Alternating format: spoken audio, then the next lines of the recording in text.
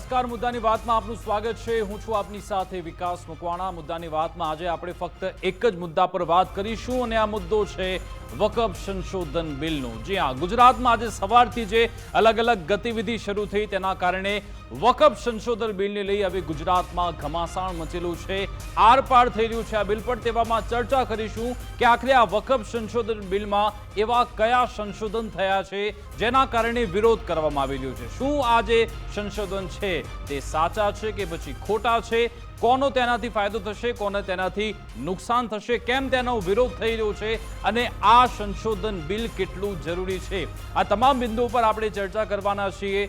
શરૂઆત કરીએ મુદ્દાની વાતની।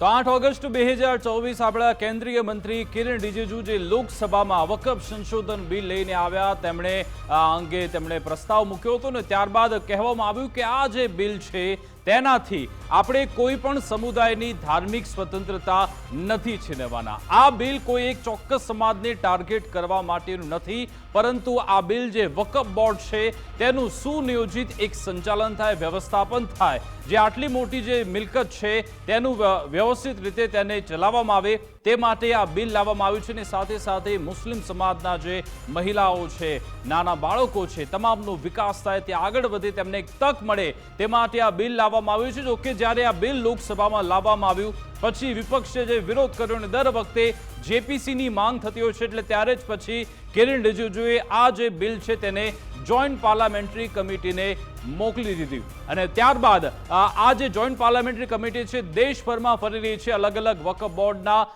તેમની પાસેથી પ્રતિભાવ લેવામાં આવી રહ્યા છે, સૂચન લેવામાં આવી રહ્યા છે, સાથે સાથે અલગ અલગ સંસ્થાઓ સાથે પણ વાતચીત કરવામાં આવી રહી છે। એટલા માટે જ આજે જેપીસીની ટીમ ગુજરાતમાં અમદાવાદમાં પહોંચી હતી ને ત્યારબાદથી જ ઘમાસાણ મચેલું છે, કારણ કે આજે સરકાર તરફથી પક્ષ રાખવા માટે પહોંચ્યા હતા ગૃહરાજ્યમંત્રી હર્ષ સંઘવી આખું પ્રેઝન્ટેશન બતાવ્યું, પરંતુ વચ્ચે એઆઈએમઆઈએમના જે અધ્યક્ષ છે ઓવેસી સાહેબ, તેમણે જે વાર પલટવાર કર્યો તેના કારણે બંને વચ્ચે શાબ્દિક ટપાટપી થઈ હતી અને પછી તેનો સીધો જવાબ હર્ષ સંઘવીએ પણ આપ્યો હતો। તેના કારણે આ બધા વિવાદના વંટોળ વેરાયેલા છે ગુજરાતમાં અચાનક જ હવે વકફ સંશોધન બિલને લઈ ખૂબ જ મોટી ચર્ચાઓ થવા લાગી છે। તેવામાં આજે વિશે વાત કરીશું, પરંતુ ત્યાંના આપણે પહેલા વિડીયો જોઈ લઈએ કે જ્યારે આજે સવારે તાજ હોટલમાં જ્યારે આ પ્રેસ કોન્ફરન્સ નહીં પરંતુ એક પ્રકારનું પ્રેઝન્ટેશન કરવામાં આવ્યું હતું, ત્યારબાદ આખો વિવાદ સર્જાયો છે ને તે મામલે આપણે ચર્ચા પણ કરીશું। અમારી સાથે ગેસ્ટ પેનલ હાલ ઉપસ્થિત છે,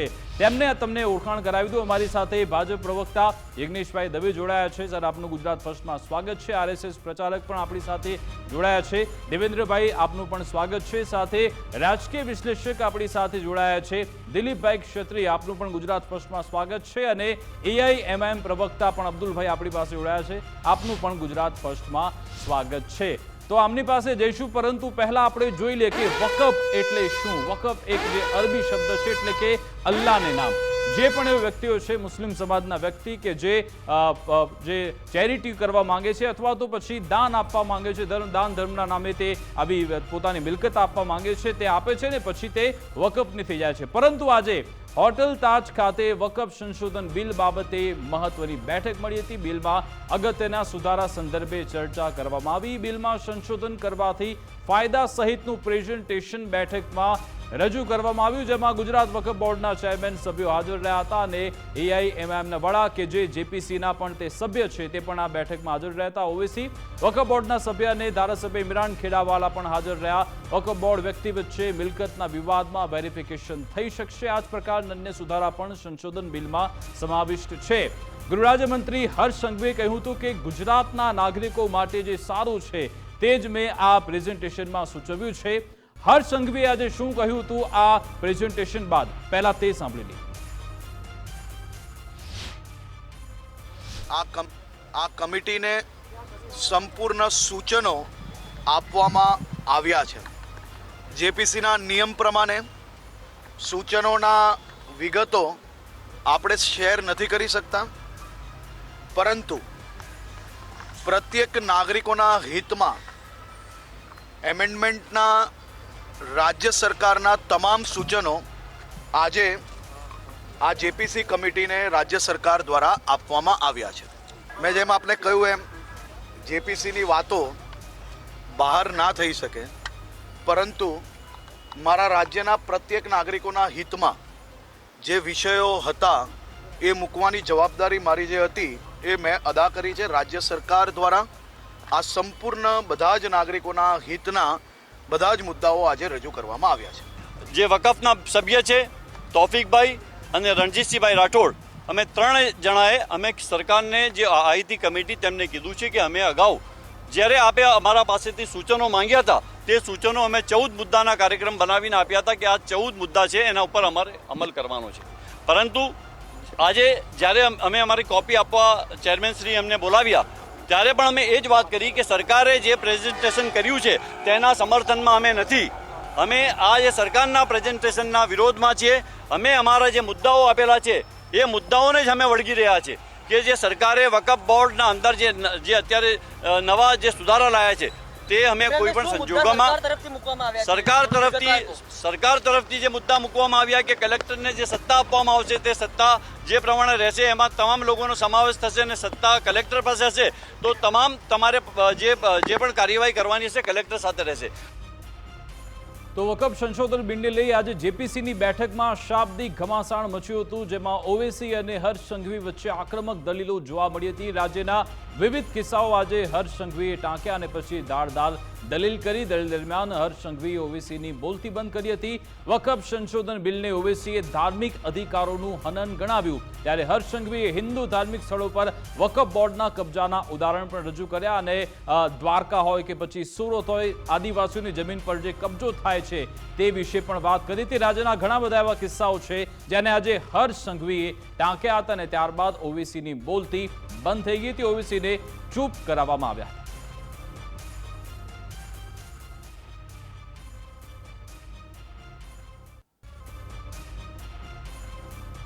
તો અલગ અલગ જે મુદ્દાઓ છે તે ટાંકવામાં આવ્યા હતા હર્ષ સંઘવી તરફથી. હકીકતમાં ઓવેસીએ એ મુદ્દો ઉઠાવ્યો હતો કે આ જે બિલ છે તેની મદદથી ધાર્મિક ભાવનાઓને ઠેસ પહોંચી રહી છે, ધાર્મિક અધિકારોનું હનન થઈ રહ્યું છે, તેનો જવાબ આપ્યો હતો હર્ષ સંઘવી.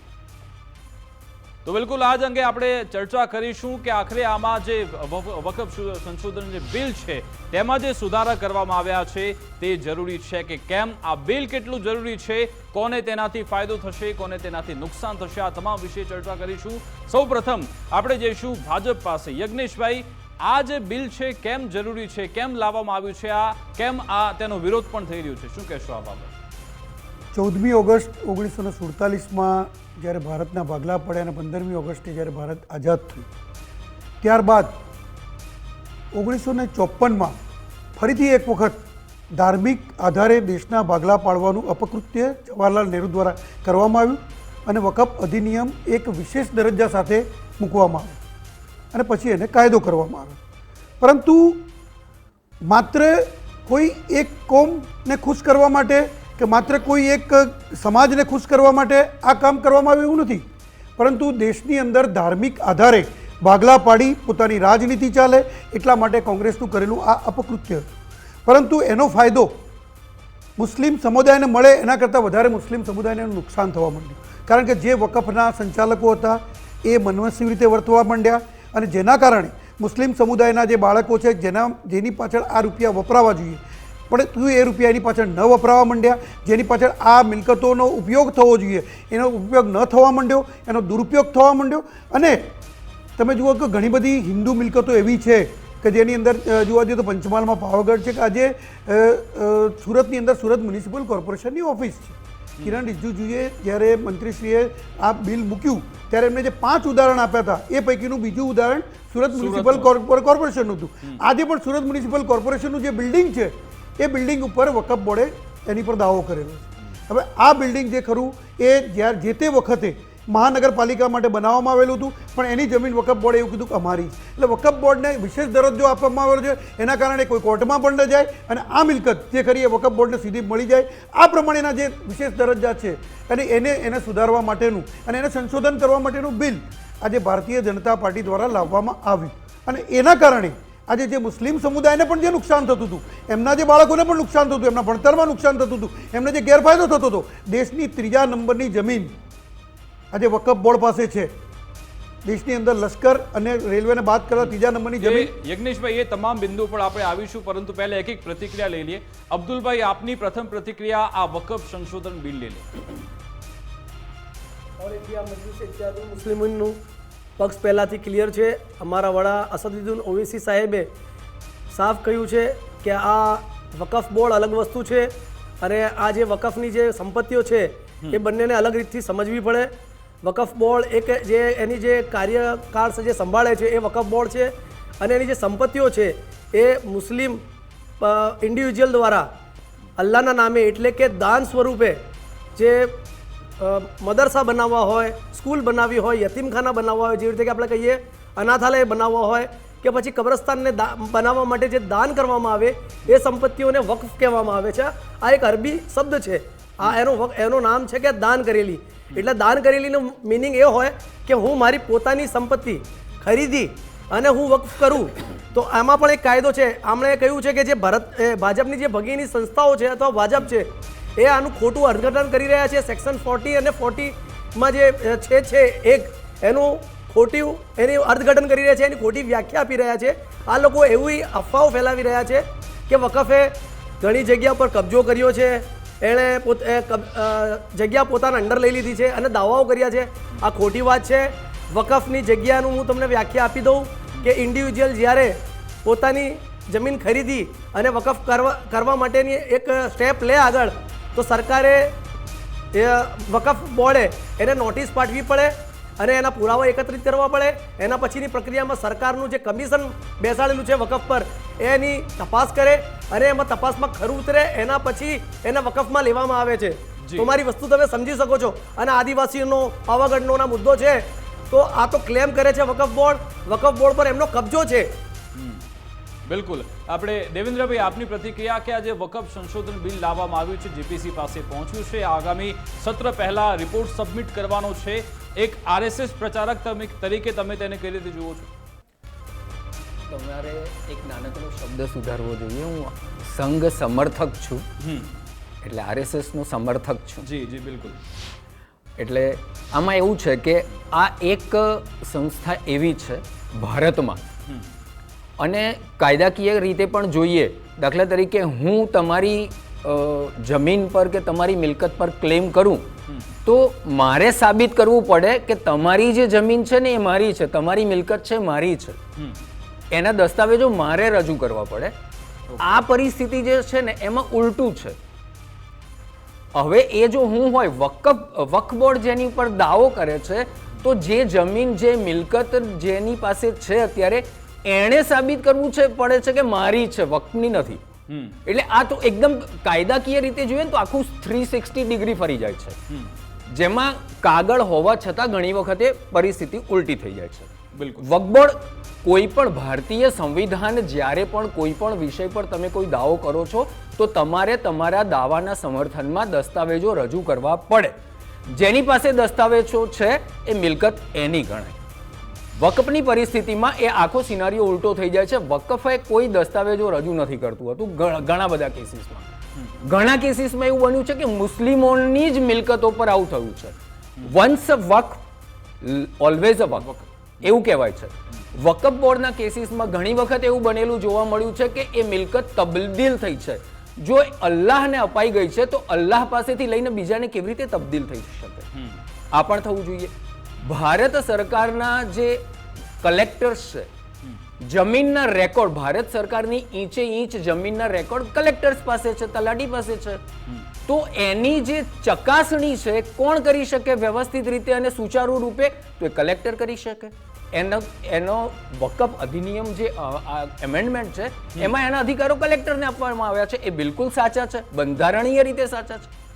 હવે સૌથી પહેલા તો જે મુસ્લિમ સમાજને ગેરમાર્ગે દોરવામાં આવી રહ્યો છે એ છે કે આ આખો વકફ બોર્ડ જ ડિઝોલ્વ થઈ જશે.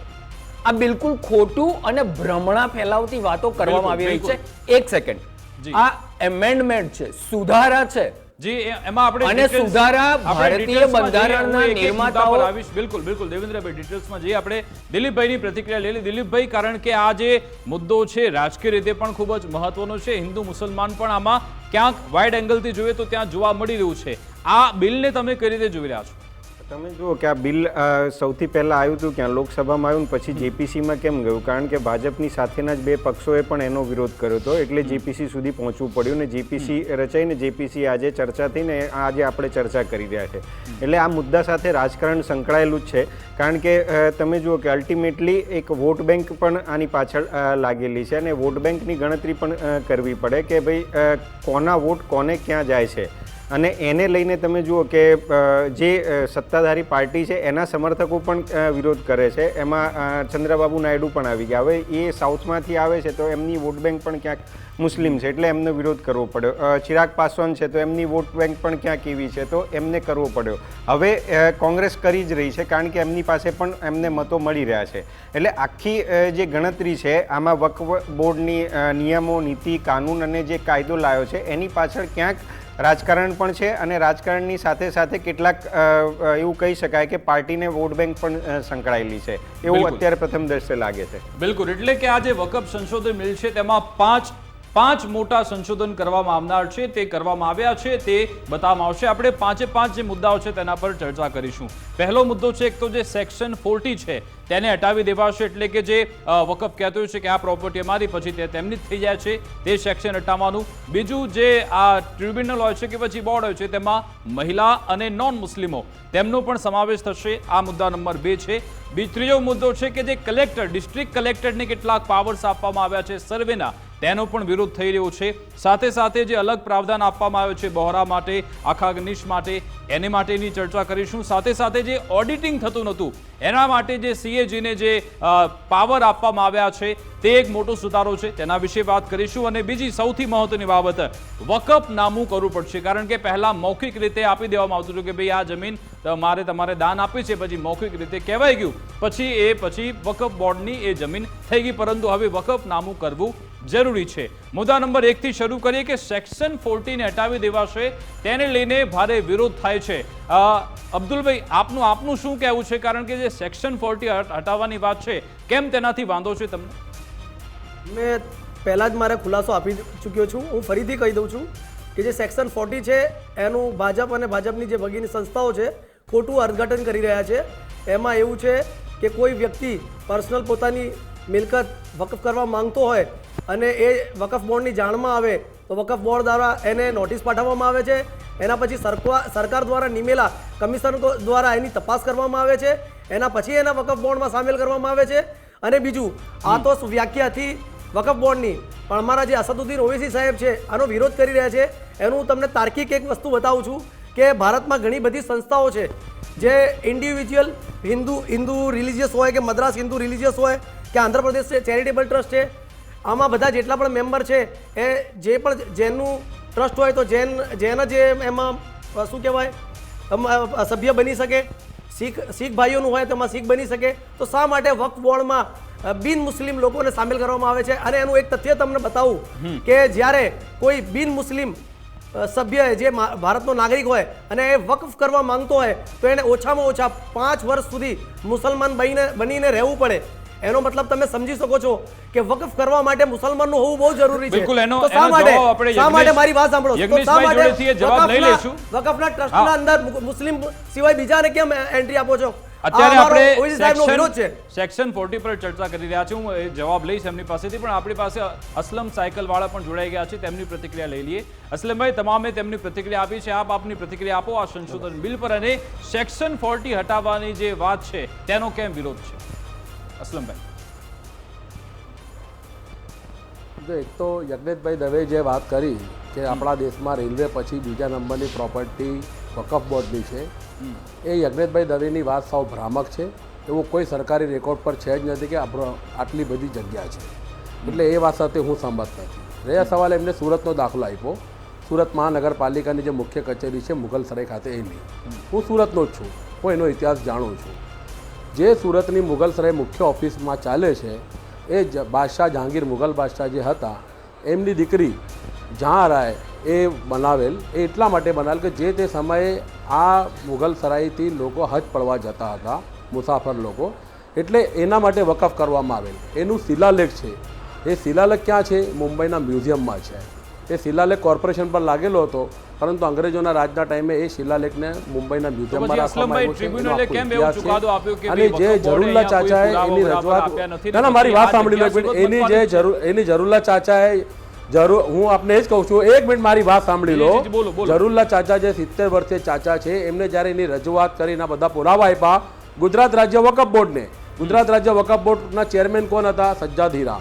ગુજરાત રાજ્યના મુખ્યમંત્રી કોણ હતા? વિજયભાઈ રૂપાણી. ભાજપની સરકાર હતી. એમને એને ઓથેન્ટિક કર્યું કે હા વકફની મિલકત છે ને સુરત મહાનગરપાલિકાને એમને નોટિસ આપી કે વકફની મિલકત છે. સુરત મહાનગરપાલિકા એ ગુજરાત રાજ્ય વકફ બોર્ડની નોટિસની સામે ટ્રિબ્યુનલમાં ગઈ અને ટ્રિબ્યુનલમાં હાલ એ સુરત મહાનગરપાલિકા કેસ જીતી છે. પરંતુ આવનારા સમયમાં નામદાર હાઈકોર્ટમાં અપીલમાં જવા ચાલી રહ્યું છે. એટલે કોર્ટ મેટર છે. એમાં હું કહું છું કે અત્યારે હાલ દલીલ કરવી યોગ્ય નથી. નામદાર હાઈકોર્ટ છે, ઉપર સુપ્રીમ કોર્ટ છે. અમને એટલું ખબર છે કે સત્યમેવ જયતે, જે સાચું છે એ થવાનું જ છે. એ મુઘલ સરાય કોઈ પ્રોપર્ટી જાણે કે મારી કોઈ પ્રોપર્ટી છે, વકફ બોર્ડ નક્કી કરી લે કે આ પ્રોપર્ટી મારી પછી જાતે મારે તેની સાબુત મારે તેની સાબિતી જગનેશભાઈ એક દાખલો બતાવો. વકફ બોર્ડ કહી દે કે વકફ બોર્ડની એ મિલકત એવું કેવી રીતે એ વાત સાથે એ વાત સાથે હું સંમત નથી. આ જે વાત છે એ ભ્રામક વાતો માત્ર યજ્ઞેશભાઈ દવે, દેવેન્દ્રભાઈ, એમની જે સંસ્થા છે, ભગીની સંસ્થાઓ છે, એ અત્યારે એવી રીતે ચલાવે છે કે તમારું મકાન કે તમારી પ્રોપર્ટી વકફ કે મારી છે તો તમારે સાબિત કરવું છે કે પડે છે કે મારી. ઠીક છે, જવાબ આવું હોત તો આજે યજ્ઞેશભાઈ તમે બધા ભ્રામક વાતો ફેલાવો છો, લોકોને જે એમ કહું કે રેલવેની જગ્યાની આખી જગ્યા વકફની થઈ જશે. એટલે આ ભ્રામક વાતો કરવાનું બંધ કરો. અસલમભાઈ એમને જવાબ લઈ લે. આપણો દેશ બંધારણીય રીતે સેક્યુલર છે. બધાને પોતપોતાના ધર્મ અપનાવવાનો, પોતાને ધર્મ પાળવાનો બંધારણીય અધિકાર છે. અસલમભાઈ આપણે મુદ્દા આધારિત વાત કરીએ છીએ. સેક્શન 14 નો જે જવાહરલાલ છેડ્યો છે તેનો જવાબ આપણે લઈ લઈએ. અસલમભાઈ એક મિનિટ. અસલમભાઈને એક ઉદાહરણ આપી દઉં. યજ્ઞેશભાઈને જવાબ ઓકે ભાઈ, આ ભ્રામક વાતો નહીં કરો, ઓથેન્ટિક વાત કરો. અસલમભાઈ તમે બંધ થશો તો બીજા કોઈ બોલશે ને. અમે તો શાંતિથી તમે બોલ્યા, અમે શાંતિથી સાંભળ્યો. અમારો વારો તમે શાંતિથી સાંભળો ને. ઓકે સર, બોલો. બરોબર છે? તમને સાંભળવાની પણ તકલીફ છે શાંતિથી. અમે શાંતિથી સાંભળ્યું. તમને 3 વખત કહ્યું એમણે કે આ ભાઈ બોલે છે, છતાં પણ તમને એવું લાગ્યું નહીં મારે બોલવું જ જોઈએ. જો જે પ્રમાણે વાત કરી રહ્યા છો તો આજે ટ્રિબ્યુનલે પણ ચુકાદો આપ્યો છે કે સુરત મ્યુનિસિપલ કોર્પોરેશનનું બિલ્ડિંગ એ સુરત મ્યુનિસિપલ કોર્પોરેશન બિલ્ડિંગ વકફનું નથી. બીજી એક વાત કહું કે જે એવી વાત કરતા હોય કે અકબર બાદશાહ અને જહાંઆરા આ બધી વાત જો કરતા હોય તો એક જમાનામાં આખા ભારત પર મુગલ શાસન હતું તો આપણી બધી મિલકતો કાલ સવારે એવું કહે છે વકફની છે તે બધી આપી દેવાની કે અકબર બાદશાહના શાસનની અંદર આ બધી મિલકતો હતી એ અકબર બાદશાહના શાસનની હતી. અહીંયા અકબર બાદશાહનું રાજ હતું અને અકબર બાદશાહે બધું વકફને આપી દીધું હતું. એટલે તમે વકફને આપી દો નહીં. અકરમભાઈ, જે પ્રમાણે કાયદો હોય, ભારતનું જે પ્રમાણે બંધારણ થયું એ પ્રમાણે વર્તવું પડે. ઠીક છે કે જવાહરલાલ નહેરુ એક ભૂલ કરેલી હતી. જવાહરલાલ નહેરુની ભૂલનો ભોગ જે રાજાએ કીધું છે એ વકફની બાબત છે કે બધી મિલકતની વાત છે. ના બને એ પણ જોવાની જવાબદારી છે. સાથે બીજી પણ વાત છે કે આજે જે પ્રમાણે આ વકફ બોર્ડની અંદર કોઈ પણ ક્યારેય આજે ભારતીય જનતા પાર્ટી ધર્મનો વિરોધ નથી કરતી, મુસ્લિમ સંપ્રદાયનો વિરોધ નથી કરતી, મુસ્લિમ સંપ્રદાયના કોઈ પણ વ્યક્તિનો વિરોધ નથી કરતી, પરંતુ વકફના નામે ખોટી રીતે મિલકતો આંચકી અને મુસ્લિમ સમુદાયને પણ એનો જો ફાયદો આપવામાં ન આવતો હોય તો એના માટે સંશોધન કરી અને એના માટે યોગ્ય રીતે યોગ્ય માળખું ગોઠવવાની તજવીજ છે અને એ થવી જોઈએ. દેવેન્દ્રભાઈ આપ આપની વાત જે એડ કરી શકો. અસલમભાઈ એવું કહેતા હતા કે વકફને કોઈ ક્લેમ નથી કરતો. અસલમભાઈ હવે બોલવા દો તો બીજા કોઈને. અસલમભાઈ બોલવા દો. અસલમભાઈ આવું છું આપની નહીં તો તમે જ બોલો, અમે બધા ચૂપ રહીએ. નહીં બોલો. નહીં આપ આપની વાત કરો. દેવેન્દ્રભાઈ આપ આપની વાત કરો. એ જે કહે છે ને હું તમને સાચું છે એ બોલો ને. ભ્રામક વાતો શા માટે કરો છો? બોર્ડે દાવ કર્યો. અસલમભાઈ તમે જ બોલો, હું ચૂપ થઈ જાઉં. નહીં બોલો. તમે તમારી વાત ચાલુ રાખો. દેવેન્દ્રભાઈ તમે તમારી વાત ચાલુ રાખો. તમારો અવાજ આવે છે. હા ચાલો. તો હું બોલું છું એ પણ સાંભળવાની તાકાત રાખો વડીલ. અરે બીજાને સાંભળવાની તાકાત રાખવી પડે અસલમભાઈ. તમારામાં સાંભળવાની તમારું બધું શાંતિથી અમે સાંભળ્યું છે. વાસ્તવિકતા સાંભળવાની તાકાત નથી તમારામાં. તમારામાં સાંભળવાની તમારામાં હિંમત નથી. બરાબર છે. અમે તમારી જૂઠી વાતને ધ્યાન કરીને ભ્રામક વાતોને મુદ્દા ડાયવર્ટ થઈ રહ્યા છે. નહીં એમની વાત અમે શાંતિથી સાંભળી બધાએ. હા સાંભળી. દેવેન્દ્રભાઈને મોકો આપો, આપણે એમને બોલવા દઈએ. દેવેન્દ્રભાઈ, અલ્હાબાદ હાઈકોર્ટ પાછળ એક નાનકડી મસ્જિદ જેવું હતું. વકફે આખી હાઈકોર્ટને ક્લેમ કરી દીધી કે અહીંયા મસ્જિદ છે ને એટલે હાઈકોર્ટ વક્ફ બોર્ડ કહેવાય. એ આખી મિલકત અમારી થઈ ગઈ. 13 માર્ચ 2023 ના દિવસે હાઈકોર્ટે ચુકાદો આપ્યો કે આ વક્ફની છે નહીં, જે મસ્જિદ બનેલી છે, જે મસ્જિદ કહેવામાં આવે છે, એ માળખું ત્યાંથી હટાવી અને જેટલી જમીન છે એટલી જમીન બીજે આપવામાં આવે. આ તાજું 2023 નું ઉદાહરણ કહું છું. હમણાંની વાત કરું, વડોદરાની અંદર પારસી અગિયારીમાં ત્યાં ગાડી બે મુસ્લિમ ત્યાં ગાડી રાખવામાં આવેલા, જે ત્યાં ગાડી નોકરી કરતા હતા. એમનું કામ હતું ત્યાં ગાડી જે પાર્કિંગ થાય વ્યવસ્થિત થાય એમનું. હવે એમની સ્વાભાવિક છે, એમની ધાર્મિક પ્રક્રિયા છે, નમાઝ કરે, નમાઝ માટેની જગ્યા આપવામાં આવી. હવે એ જગ્યા આખી પારસી અગિયારી પર દાવો કરે છે કે આ વક્ફ બોર્ડની છે. તો આ પ્રકારના જે દાવાઓ છે, એવા ઘણા બધા દાવા છે. રિપોર્ટમાં એવો પણ દાવો છે કે વક્ફ બોર્ડની મનમાનીના ઘણા બધા એવા કિસ્સા છે. 2022માં તમિલનાડુમાં વક્ફ બોર્ડે એક હિન્દુ બહુમતી ધરાવતા આખા ગામની જમીન પર દાવો કરી નાખ્યો. સુરતની પણ આપણે વાત કરી. અન્ય એક રિપોર્ટમાં પણ દાવો છે કે વક્ફ બોર્ડ એક્ટને સંશોધિત કરાયો અને વક્ફ બોર્ડની શક્તિ વધારાઈ 2013માં. તેના કારણે તેની સંપત્તિમાં અચાનક વધારો થયો છે. આ ચર્ચાને આપણે આગળ પણ યથાવત રાખીશું. બીજા અલગ અલગ એવા બિંદુઓ પણ છે કે જેના પર ચર્ચા કરવી જરૂરી છે. આપ જોડાયેલ રહો ગુજરાત ફર્સ્ટ ન્યૂઝ સાથે.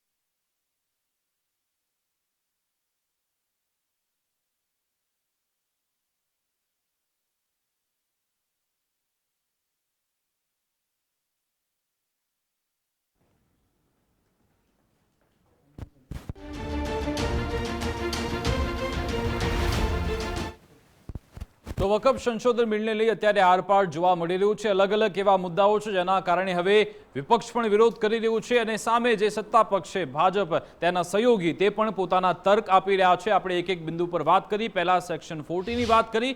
હવે વાત કરીશું કે જે ટ્રિબ્યુનલ હોય છે, વકફ બોર્ડ હોય છે, તેમાં મહિલાઓ અને નોન મુસ્લિમને પણ તેમાં એ બોડીમાં સમાવેશ રહેશે તેવા પ્રાવધાન આ બિલમાં કરવામાં આવ્યા છે અને તેનો પણ વિરોધ થઈ રહ્યો છે. ઓવેસી પોતે તર્ક લગાવી ચૂક્યા છે કે ભાઈ આ અમારા ધર્મનો આ મામલો છે, તો તેમાં તમે અન્ય ધર્મના લોકોને કેમ આ બોર્ડમાં બેસાડો છો? છો અને મહિલાઓનો તો ફક્ત આમાં તમારે ફક્ત વાત કરવી છે, પરંતુ અમારી જે આખી બોડી છે તેને તમે કઈ રીતે એક તમે દોરી સંચાર કરી શકો તે માટેના તમારા આ પ્રાવધાન છે તે વિશે પણ વાત કરીશું. તો આપણે યજ્ઞેશભાઈ પાસેથી જવાબ લઈ લઈએ. યજ્ઞેશભાઈ, આમાં નોન મુસ્લિમ લોકોને કેમ સમાવવામાં આવ્યા, તેની પાછળનું શું કારણ છે? જ્યારે વકફની જમીન પર દાવો કરવાની વાત આવે છે ત્યારે પર્ટિક્યુલર એક જ સમાજના વ્યક્તિઓ એની પર દાવો કરે, પણ એ સામેની જે જમીન છે એ વકફની માલિકીની હોતી નથી અને અલગ અલગ સમુદાયની હોય છે. હું એવું નથી કહેતો ખાલી હિન્દુની, જેમ પારસી અગિયારીની એમને વાત કરી હતી, ઘરે અલગ લોકોની હોય છે માલિકી. તો આજે બીજા સમુદાયના કે બીજા સમુદાયના વ્યક્તિઓ હોય તો એ જ્યારે દાવો કરવામાં આવે ત્યારે એને યોગ્ય ન્યાય મળી શકે કે એ જમીન એમની છે કે નહીં. કારણ કે જો વકફની અંદર એને સ્પેશિયલ પ્રાવધાન કરેલું છે, કાયદામાં ખાસ એને માન્યતા આપવામાં આવેલી છે, તો એને જો એની પર જો દાવો કરશે અને એમના જ વ્યક્તિઓ છે તો એ વખતે એમાં કોઈ નિર્ણય આવવાનો જ નથી. એને એ જે દેવેન્દ્રભાઈએ કીધું એમ કે મારી ગાડી પર વિકાસભાઈએ દાવો કર્યો તો વિકાસભાઈએ સાબિત નથી કરવાનું, મારે સાબિત કરવાનું કે ગાડી મારી છે. વિકાસભાઈએ તો દાવો કરીને મૂકી દીધો. આવી વસ્તુ જો ના થાય એટલા માટે એનો યોગ્ય રીતે નિકાલ આવે અને યોગ્ય ફોરમમાં જે વસ્તુ થાય એના માટે આ બિન જે મુસ્લિમ લોકો અથવા તો બીજા સમુદાયના લોકો અસલમભાઈનો જવાબ લઈ લે. અસલમભાઈ, આપનો તર્ક શું છે? આનો કેમ વિરોધ છે જો આ જે ટ્રિબ્યુનલ કે બોર્ડમાં મહિલાઓ કે પછી નોન મુસ્લિમનો સમાવેશ થાય છે તો? ના હું આપને 2 મિનિટ આપું. યજ્ઞેશભાઈ સાંભળે મને અને દેવેન્દ્રભાઈ પણ સાંભળે કે વકફનો કાયદો પહેલાં તો એ જાણી લો કે શું છે. યજ્ઞેશભાઈ એમ કહે છે કે ભાઈ મુગલોએ દેશ પર રાજ કર્યું, કાલ ઉઠીને એમ કે આખું દેશની જમીન અમારી છે. એવું નથી. જે તે ટાઈમે મુગલોએ મસ્જિદ બનાવ્યા હશે કે મદરસા બનાવ્યા હશે કે જે કંઈ સંકુલ એને વકફનો શબ્દનો ઉપયોગ કર્યો હશે કે આ વકફ આના માટે છે, એનું કંઈ શિલાલેખ હશે તો જે વકફ ગણાય. કંઈ બધી વાત વકફમાં આવતી નથી. પહેલી વાત તો આ છે. બીજી વાત એ છે કે અત્યારે જે એમ કહે છે કે ભાઈ ટ્રિબ્યુનલમાં તો મુસ્લિમ સિવાયના જજો પણ છે. ગુજરાતના ટ્રિબ્યુનલ જે કોર્ટ છે વકફની એમાં બીજા જજ પણ અત્યારે કાર્યરત છે. વકફ બોર્ડ છે એમાં કોઈ બીજા સમાજના નથી, ઓનલી મુસ્લિમ સમાજના છે.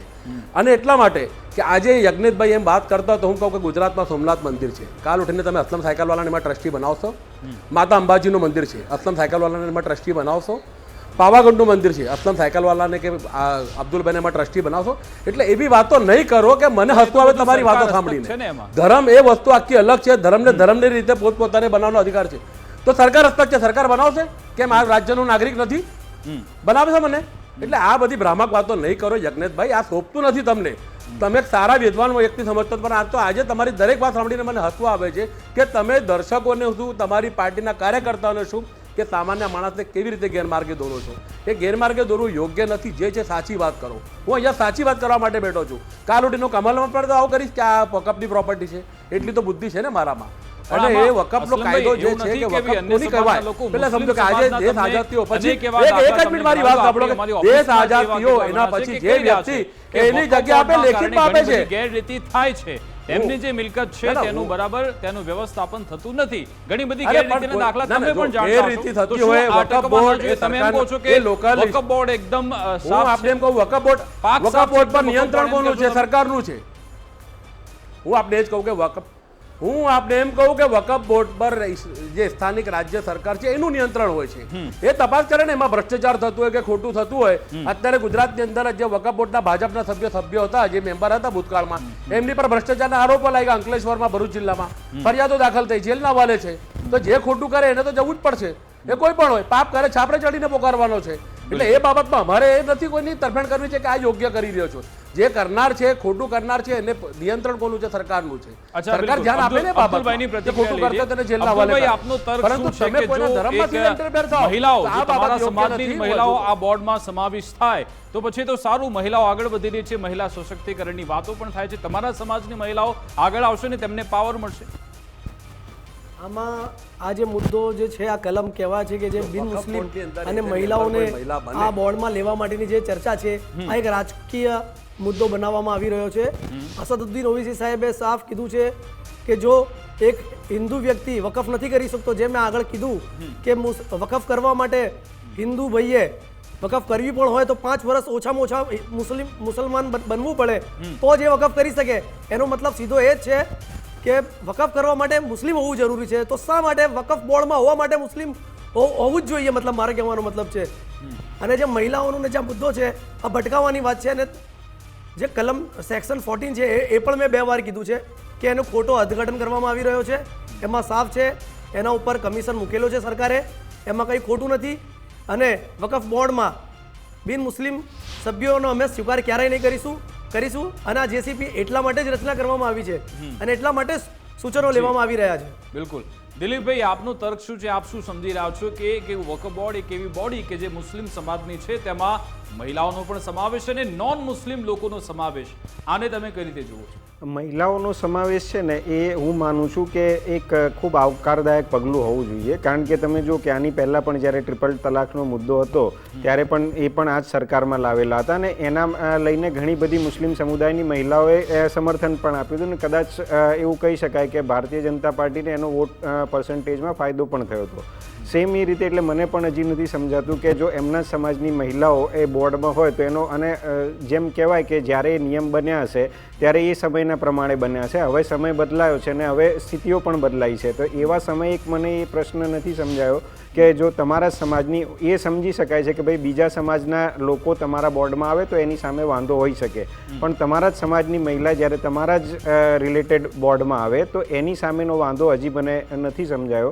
એટલે મને એવું લાગે છે કે એ વાંધો અયોગ્ય છે ક્યાંક, કે તમારા સમાજની મહિલા જ્યારે બોર્ડમાં સામેલ થાય. બિન મુસ્લિમ લોકો તેમાં સમાવેશ થાય છે તેને લઈ બિન મુસ્લિમમાં જેમ અસલમભાઈએ કીધું ને યજ્ઞેશભાઈ પણ કહે છે, બંને પ્રતિભાવો અલગ અલગ છે. પણ એમાં એવું છે કે જો ન્યુટ્રલ વ્યક્તિ હોય તો એ પોતાનો મત રજૂ કરી શકે. પણ જેમ અબ્દુલભાઈ કહે છે કે એમના નિયમમાં જ નથી કે ભાઈ વક્ફ બોર્ડ જે છે એ 5 વર્ષ પહેલાં તમારે મુસ્લિમ બનવું પડે, તો એ ક્યાંક એમની ધાર્મિક ભાવનાઓ મને લાગે છે કે હાથ થાય છે એટલે એ લોકો વિરોધ કરી રહ્યા છે. બિલકુલ બિલકુલ.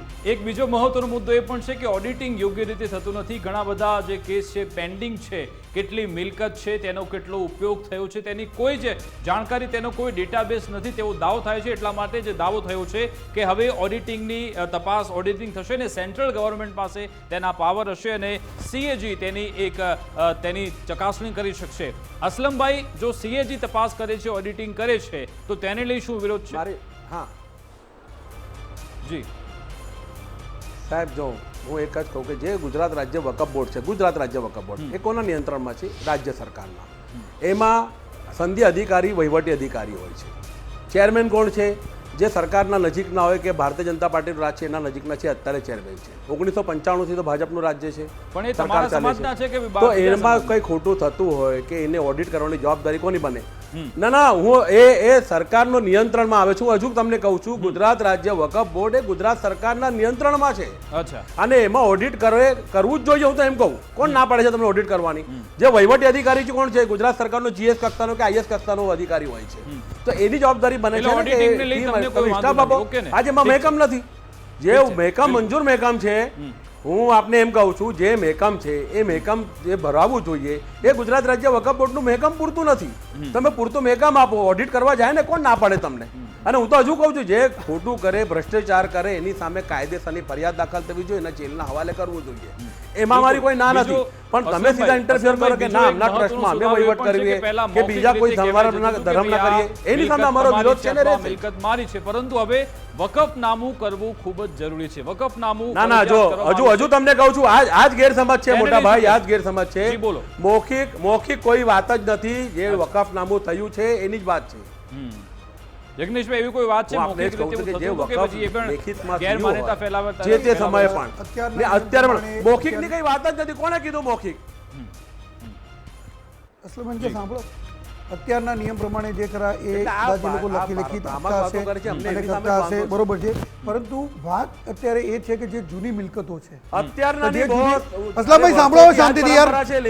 અસલમભાઈ સાંભળો હવે. અસલમભાઈ સાંભળો, તમને બહુ સાંભળ્યા અમે. અમારો વારો છે, અમને બોલવા દો. કાં તો ભાઈ તમે ડિબેટ પૂરી કરો. મારે ઘડી તમને કેવું પડે અમને યોગ્ય નથી લાગતું. તમે સાચી વાત કરો, હું હજુ તમને કહું. અરે અમે સાચી વાત કરો, તમારો ટર્ન આવે ત્યારે તમે વિરોધ કરજો ને. સાચી વાત કરો ને. તમે ખોટી વાત કરતા ત્યારે મેં વિરોધ કર્યો તમારો. તમે ખોટી વાત કરતા ત્યારે મેં તમારો કોઈ વિરોધ નથી કર્યો, બરોબર? તમારો ટર્ન આવે મેં કોઈ ખોટી વાત કરી જ નથી. વચ્ચે સુધરા બોલો છો યાર. ખોટી વાત કરવું એ મારો સુધરા બોલો છો. ખોટી વાત કરવું મારે વિકાસભાઈ વચ્ચે બોલો, અમને પસંદ નથી. આ ડિબેટની પદ્ધતિ નથી. અસલમભાઈ, યજ્ઞેશભાઈ તમને સાંભળ્યા છે, શાંતિથી સાંભળ્યા. તમે સારા વક્તા છો તો સારા શ્રોતા બનતા તમને જોર આવે યાર. કેમ તકલીફ પડે છે? બિલકુલ શાંત થઈ ગયા તમે. બોલો.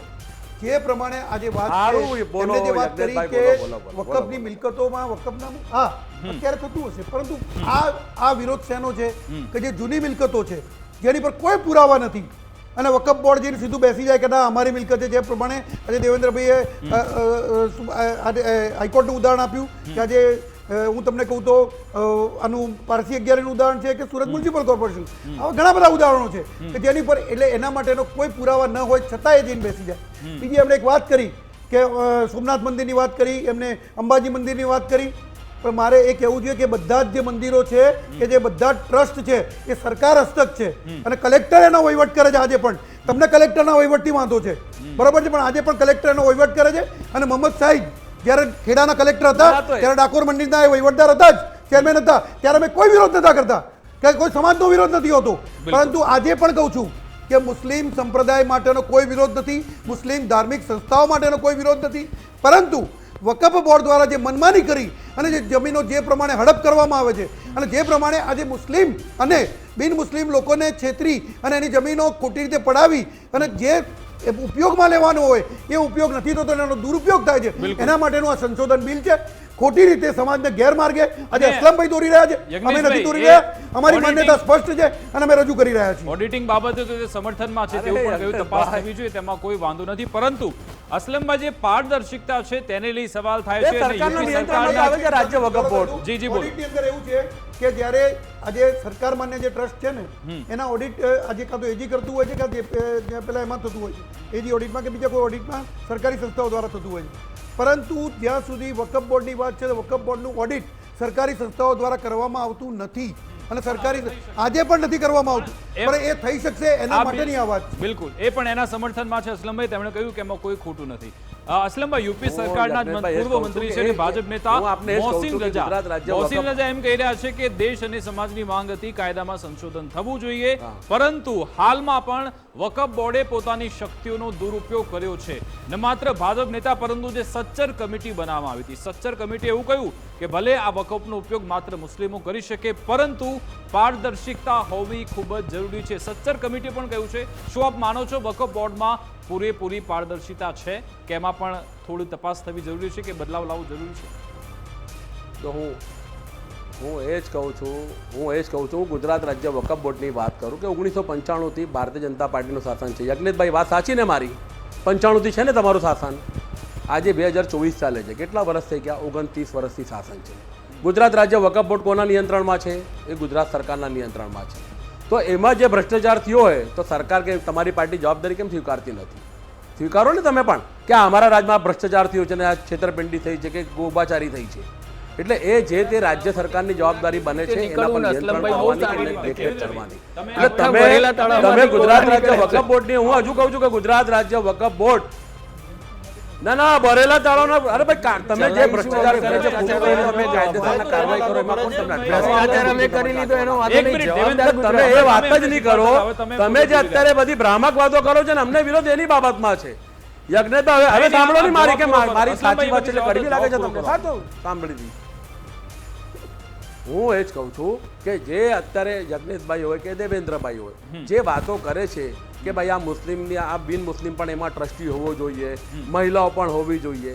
અરે ભાઈ બીજાના ધર્મમાં ઇન્ટરફેર કરવાની તમને શું જરૂર છે? પારદર્શિતાનો જવાબ તમે ના આપ્યો. તમારા ધર્મમાં તમારા જે કઈ રિલિજન છે એની અંદર કે કોઈ પણ ધર્મમાં અમે ઇન્ટરફેર કરીએ છીએ કે ના એમાં આવું કરો કે તેવું કરો. એટલે એ બધી બાબતે તમારે વિચારવાની કઈ જરૂર નથી. તમે ભ્રષ્ટાચાર થતું હોય, ખોટું થતું હોય સામે કાયદેસર કાર્યવાહી કરો અને કાર્યવાહી કરતો ને તો તમારા ભારતીય જનતા પાર્ટી સાથે સંકળાયેલા સરકારની નજીકના જ માણસો જેલના હવાલે જશે. અમારા જેવા તો છે જ નથી એમાં વહીવટમાં ક્યાંય. એટલે વડીલ તમે જે કંઈ બોલો એ સોચી સમજીને વિચારીને કહો. તમે એમ કહો છો કે વકફ મિલકત કોઈ પણ કહી દે કે આ વકફ મિલકત છે ને તમે એને સ્વીકારી લો કે વકફ બોર્ડ કહી દે દાવો કરી દે કે મારી મિલકત છે. એવું નથી. એના પુરાવા જોઈને જે કંઈ રાજ્ય સરકારની વકફ બોર્ડે એના પુરાવા જોઈને જ એને આગળ વધે છે. કોઈ ડાયરેક્ટલી કોઈ વ્યક્તિગત આગળ વધતું નથી. જે છે વિલ કરી જાય છે. આજે મારી કોઈ જમીન હોય કે મારી મિલકત હોય હું વિલ કરી જવા કે ભાઈ આના માટે અસલમભાઈ 20 મિનિટ બાકી છે, કન્ટિન્યુ કરો. સમયનો અભાવ છે, જવાબ લઈ લઈએ. 20 મિનિટ બાકી છે, કન્ટિન્યુ કરો. કે વકફ એક કરવામાં આવ્યો હોય આપ ચાલુ રાખો. કબ્રસ્તાન માટે છે, આ વકફ મદરસા માટે છે, આ વકફ મસ્જિદ માટે છે, તો એના માટે જ અસલમભાઈ મેં તમને સમય આપ્યો તો સમયનો ખૂબ અભાવ છે. દેવેન્દ્રભાઈનો જવાબ લો. મારો એક પ્રશ્ન છે બંને ભાઈઓને બોલો જલ્દી. જો કોઈ પરિવારમાં વારસદારમાં કોઈ પણ પુરુષ ન હોય, માત્ર મહિલાઓ હોય, તો એ મિલકત બાય ડિફોલ્ટ ક્યાં જાય? શું એ વકફ થઈ જાય છે કે મહિલાને મળે છે? વકફ થઈ જાય છે. આ માત્ર એનો વિરોધ છે ભાઈ, એના માટે મહિલા મૂકવી પડશે. આજ તમારી ખોટી વાત છે દેવેન્દ્રભાઈ, આજ ખોટી વાત છે. બોલો જવાબ આપો. બિલકુલ આ બાબત જ તમારી યોગ્ય નથી ને આજ બાબત જ જૂઠ બોલી રહ્યા છે, તમે ખોટું બોલી રહ્યા છે. હું બોલું છું આ દેવેન્દ્રભાઈની વાત સાથે સહમત નથી, સાવ ખોટી ને પાયાવિહોણી વાત છે. જો વકફ એને જ કહેવાય કે દાખલા તરીકે હું હાલ જીવી જ છું, હું એમ કહી દઉં કે મારી આ મિલકત આ મદરસા માટે વકફ કરું છું કે મસ્જિદ માટે વકફ કરું છું, તો એ લખીને આપો છો કે નહીં? લખીને આપશો કે નહીં? ગુજરી જાવ અને મહિલાઓની જગ્યા વકફમાં જાય. વકફનામું બિલકુલ કરશો? જ આ બાબત અમારી લઈ જવી છે. અસલમભાઈ, તમે બોલી દીધું એટલે વકફ ન થઈ જાય ને. અરે હું તમને એ જ કહું નહીં, છું નહીં, કે જે લખીને આપી જાય છે એના એ વકફ જાય છે, વગર લખાણે કોઈ વકફનામાનો વકફ થતી વિરોધ શા નથી. માટે? જી તમે એમ કહો કે તમે પુરુષ અલ્લાહને નહીં આપી રહ્યા હોય, છો. ના, ના, તમે એમ કહો કે અલ્લાહને- પુરુષ નહીં અલ્લાહને હોય જ્યારે તો આપો છો મહિલા ત્યારે જીવી તો મહિલાને નહીં મળે. મારી ઈમાનની કમાણી હોય. હું એ જ કહું છું. હું ઈમાનથી જે કમાયો છું એ કમાણીનું અલ્લાહના અરે દેવેન્દ્રભાઈ પણ જે મહિલા જે અહીંયા એક કહે છે કે હવે બીજા ધર્મને કેમ, બીજા ધર્મનો કોઈ વ્યક્તિ અમારે ત્યાં ના દેવેન્દ્રભાઈ, જોઈએ? પહેલા બીજા વાત સમજો. ધર્મનો વ્યક્તિ ત્યાં ગાડી 1500 વર્ષથી રહે, એની જમીન ઉપર એક કાફીરની જમીન ઉપર અમે દાવો કરી શકીએ? અચ્છા, બિલકુલ. અલ્લાહ ખૂબ જ કેવી સારી- રીતે મંજૂર કરે? બિલકુલ, ખૂબ જ અરે સારી અલ્લાહ વાતો કેવી થઈ રીતે છે. મંજૂર આ કરે બાબતે છે? બરાબર. અલ્લાહને ચર્ચાને ગમશે. હવે- દેવેન્દ્રભાઈ, આ જ વાત ચર્ચાને તમારી અંતર ખોટી છે. જિગ્નેશભાઈ, મારો સવાલ તમને છે દેવેન? કે આ ટાઈમિંગને લઈ સવાલ થઈ રહ્યું છે, કારણ કે 2014માં 282 બેઠકો મળી, મેજોરિટી મળી, 19માં પણ 303 બેઠક આવી, પછી 2024ના પરિણામ આવ્યા પછી કેમ આ વકફ બિલની આ બધા સંશોધનની આપણને જરૂરિયાત ઊભી થઈ? આ 10 વર્ષમાં આપણને આ જરૂરિયાત ઊભી ન થઈ? ભારતીય જનતા પાર્ટી એના જે સંકલ્પ પત્ર છે એ સંકલ્પ પત્રના દરેક મુદ્દા ધીરે ધીરે પૂર્ણ કરવાના આગળ તરફ ધપી રહી છે. અને એ પ્રમાણે તમે જુઓ તો 370 હોય, રામ મંદિર હોય, દરેક મુદ્દા ભારતીય જનતા પાર્ટીએ પોતાના સુશાસનમાં આદરણીય નરેન્દ્રભાઈના નેતૃત્વની અંદર જે પ્રમાણે પૂર્ણ કર્યા એ જ પ્રમાણે એક એક મુદ્દા અમે પૂર્ણ કરવા જઈ રહ્યા છીએ. અને બીજું, ભારતીય જનતા પાર્ટી આજે એનડીએ પહેલેથી એનડીએ સાથે છે. એવું નથી કે અમે જ્યારે અમારી 272 બેઠક આવી હતી, 303 બેઠક આવી હતી, એ વખતે અમે ક્યારે એવું નથી કીધું કે અમે એનડીએનો સાથ છોડી દઈએ કે એના સાથી મિત્રો જે ખરા એને અમે મંત્રી નહીં બનાવીએ. એના સાથી મિત્રો પણ મંત્રીમંડળમાં એ વખતે પણ હતા, આજે પણ છે. બરાબર છે. ભારતીય જનતા પાર્ટી એ પોતાના જે સમર્થક છે અને ભારતીય જનતા પાર્ટી જે દેશની જે રાષ્ટ્રવાદી વિચારધારા છે એ રાષ્ટ્રવાદી વિચારધારા સાથે ચાલતા જેટલા પણ પક્ષો છે એને સાથે લઈને આદરણીય નરેન્દ્રભાઈના નેતૃત્વમાં નરેન્દ્રભાઈ ચાલ્યા છીએ. બિલને તમે તો મક્કમ રહો છો હંમેશા પોતાના બિલ માટે, જે પણ તમે લાવો છો, તો જેપીસીને મોકલવાની ફરજ કેમ પડી? એટલા માટે પડી કે જેપીસીને મોકલવાની એટલા માટે ફરજ કરી કે એ આ બિલ જે ખરું એના માટે કોઈ ધાર્મિક કારણો નથી, પરંતુ એના ધાર્મિક કારણો આગળ ધરી અને દેશની અંદર જો ધર્મના નામે આજે વિરોધાભાસ ફેલાવાનું અથવા તો કોઈનામાં જે ગેરસમજ ફેલાવાનું જો કૃત્ય થતું હોય તો જેપીસીને આપવાની જરૂર હતી. અને જેપીસીને આપ્યા બાદ ભારતીય જનતા પાર્ટી એને ફરીથી પાછી લાવશે બિલને અને જેપીસીના નિર્ણયો સાથે લાવશે. દિલીપભાઈનો જવાબ લે. દિલીપભાઈ, આમાં લાગે છે કે ભાજપે કોઈ એક કાંકરે બે પક્ષી માર્યા છે, કારણ કે એક તો એક આ મુદ્દો લઈને સૌની સામે મૂકી દીધો વકફ બોર્ડનો, બરાબર, એટલે આમાં હિન્દુ મુસલમાન તો સીધું થાય જ છે અને પછી એમાં રાજનીતિ થશે ને પણ વોટ બેંક પણ તેમાં તેના ભાગલા પડશે. જેપીસી ભલે તેનો રિપોર્ટ સબમિટ કરશે આગામી સત્રમાં, બરાબર, પરંતુ સરકાર તેના માટે બાધ્ય નથી તે રિપોર્ટ માનવા માટે. ભલે રિપોર્ટમાં જે પણ લખ્યું કદાચ તેના વિરોધમાં હોય તો પણ સરકારને જે કરવું તો એ કરી જ લેશે. આ એક આખી જે ગેમ રમી, જે 3 થી 4 મહિના કવાયત ચાલી, વકફ બોર્ડ આખા દેશભરમાં તેની ચર્ચા થઈ રહી છે, શું તેનાથી મત અંકે થઈ રહ્યા છે?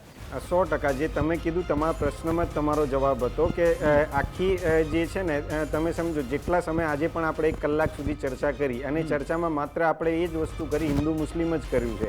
અને આ છેલ્લા 3 મહિનાની તો હું તો માનું છું કે હજી 3 મહિના રિપોર્ટ સબમિટ થશે, રિપોર્ટ સબમિટ થયા પછી ફરી પાછું જ્યારે આવશે, જ્યારે ફરી સંસદમાં જશે, એટલે આ આખું વર્ષ ચાલવાનું છે. અને જેટલું વર્ષ ચાલવાનું છે અને એ આખી વર્ષ દરમિયાન ચર્ચાઓ ને બધી જ વસ્તુ એક મુદ્દાને લઈને ને એક પોઈન્ટને લઈને ચર્ચા થવાની. એટલે હિન્દુ મુસ્લિમ ફરી થયા કરશે અને એ સીધી રીતે રાજકારણનો જ એક ભાગ છે, એક પાર્ટ છે અને એનાથી હું માનું છું કે સત્તાધારી પાર્ટી ભાજપને સીધો ફાયદો થવાનો છે, બીજા કોઈ પાર્ટીને આમાં કોઈ ફાયદો થશે નહીં. અને જેટલું આમાં હું તમને કહું કે આમાં છે ને ઓલા જેવું છે, ગુગલી જેવું છે કે જેટલું આમાં કોંગ્રેસ કે બીજી પાર્ટી ઇન્વોલ્વ થશે ને એ સીધી રીતે 80-20 વાળો જે મારો રેશિયો બીજો છે. સવાલ લઈ જાય તો તમે તેમાં લઈ લીધો કે કોંગ્રેસ આ મુદ્દાથી ખૂબ જ દૂર રહી છે. આજે પણ અમે ફોન કર્યો તો તેમણે ના, અસલમભાઈ કોંગ્રેસમાંથી જ છે. અસલમભાઈ કોંગ્રેસ તરીકે જોડાયા છે, મુસ્લિમ અગ્રણી પ્રવક્તા હા, એ કોંગ્રેસના નેતા છે. ના પાડી છે. અને રાષ્ટ્રીય લેવલે પણ એ રીતે ત્યાં એ રીતની પ્રતિક્રિયા આપવામાં નથી આવી રહી. કોંગ્રેસ પણ આમાં શાંતિથી આગળ ચાલી રહી. કોંગ્રેસનું શું વલણ તે સ્પષ્ટ કરી રહ્યા છે. હા, એ કોંગ્રેસના જ નેતા છે. અસલમભાઈ પોતે કોંગ્રેસના કોર્પોરેટર થયા છે, મને સારી રીતે ભાઈ હું તો ઓળખે પણ મુસ્લિમ છે. તરીકે જ બોલી રહ્યો છો તમને. જી દિલીપભાઈ. એટલે મૂળ મુદ્દો એટલો છે કે જેટલો આ મુદ્દો ચાલશે ને એટલો હું માનું છું કે ભાજપને સીધું તમને તમારો સમયની મર્યાદામાં કહું છું, જેટલો આ મુદ્દો ચાલશે એટલો ભાજપને ફાયદો છે ને કોંગ્રેસને નુકસાન છે. કારણ કે અગેન ઓલો જે મેં કીધું ને 80-20 વાળો રેશિયો છે એ 20% મત એક બાજુ જાય ને 80% મત એક બાજુ યુનાઇટ થાય એટલે એક જ પાર્ટીને ફાયદો થાય ને કોંગ્રેસને સીધું નુકસાન થાય. એટલે આ આખો મુદ્દો જેટલો ચાલશે એટલો એ લોકોને ફાયદો છે. બિલકુલ બિલકુલ. આપ સૌ અમારી સાથે જોડાયા તે બદલ આપનો ખૂબ ખૂબ આભાર. તો આ તમામ જગ્યાએ એક બાજુ સમાજ સુધારણાની વાતો થઈ રહી છે, આખી જે પ્રોસેસ છે વકફ બોર્ડની તેમાં સુધારો લાવવાની વાત થઈ રહી છે, પરંતુ જો એક બર્ડ આઈ વ્યૂ આપણે જોઈએ તો તેમાં ક્યાંક રાજનીતિ પણ છે. પરંતુ ખરા અર્થમાં જે સુધારા થવા જોઈએ તે જરૂરી છે. જે પણ ગેરરીતિ થાય છે, ગેરવહીવટ થાય છે તેમાં બદલાવ લાવવો જરૂરી છે અને તેના માટે સૌએ એક ટેબલ પર એક મંચ પર બેસવું પડશે. તમામ જે પોતાના મનમાં જે વિચારો રહેલા છે, ભલે તે પ્રતિદ્વંદી હોય, રાજકીય પ્રતિદ્વંદી કે પછી કોઈ પણ રીતે, તે બધી બાજુ મૂકીને દેશનો વિકાસ કઈ રીતે થાય તે માટે આગળ વધશો તો જ ખરા અર્થમાં આપણે વિશ્વગુરુ બનીશું ને આગળ વધીશું. મારી વિશેષ રજૂઆતમાં બસ આટલું જ. આપ જોતા રહો ગુજરાત ફર્સ્ટ ન્યૂઝ. નમસ્કાર.